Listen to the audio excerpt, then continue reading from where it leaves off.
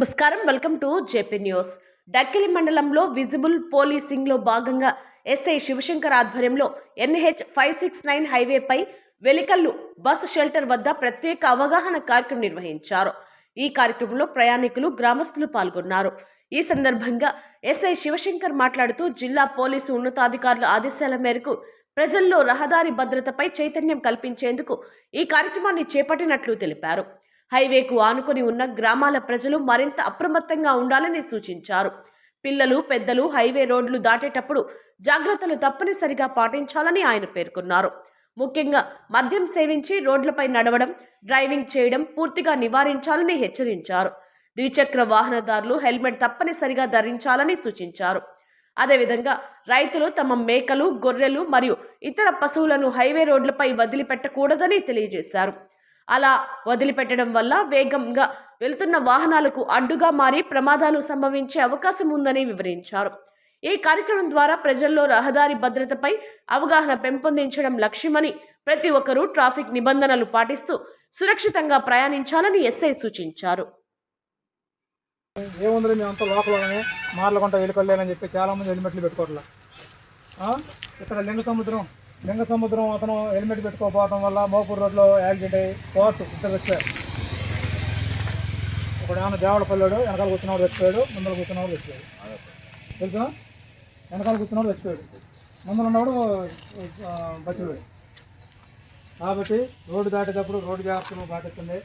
Helmet లేనిదే బయటకు రావద్దు. ఇక్కడే కదా, సెంటర్ దాకే కదా, మోపూర్ రోడ్డు దగ్గర కదా, వెంకటగిరి దగ్గర కదా, నువ్వు లోపలని భావంతో ఉండొద్దు. నేను మా మ్యాక్సిమం కాబట్టి మొహమాటం ఉండదు. మన తన దోమ రంగం డ్రైవ్లో మాత్రం మార్లకుంట 600 వచ్చింది. ప్రసాద్ అని ప్రస్తుతం 600 వచ్చింది. నేను తాగి రోడ్ల మీద రావద్దు దయచేసి.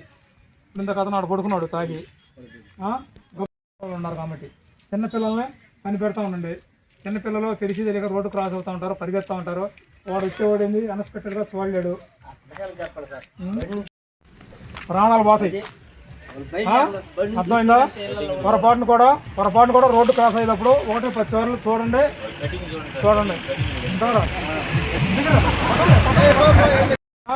బాగా చదువుకోండి చిన్నపిల్లలు. రోడ్డు దాటేటప్పుడు మీ ఫ్రెండ్స్కి కూడా చెప్పండి.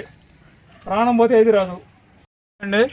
ప్రతిరోజు మా జిల్లా ఎస్పీ శ్రీ ఎల్ సుబ్బరాయుడు గారి ఆదేశాల మేరకు ప్రతిరోజు సాయంత్రం వేళ 5 to 8 విజిబుల్ పోలీసింగు గ్రామాల సందర్శన కార్యక్రమం చేపడుతున్నాం ఎస్పీ గారి ఆదేశాల మేరకు. అట్లాగే నేషనల్ హైవే 565 రోడ్డు పక్కన ఉన్నటువంటి గ్రామాలకి ప్రజలకి రోడ్డు భద్రత గురించి, హెల్మెట్ల గురించి, సైబర్ నేరాలు, మత్తు పదార్థాలు, డ్రగ్స్ గురించి అవేర్నెస్ క్రియేట్ చేయడం జరుగుతుంది.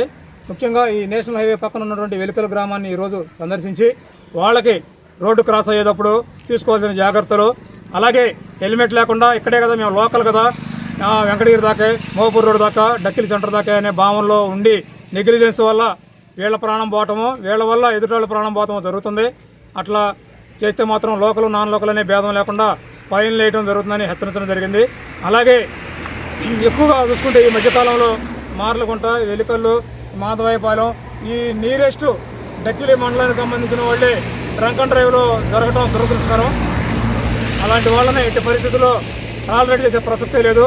అందరి పైన కూడా డ్రంక్ అండ్ డ్రైవ్ ప్రకారం కేసు నమోదు చేసి కోర్టులో శిక్ష వేయించడం జరుగుతుంది.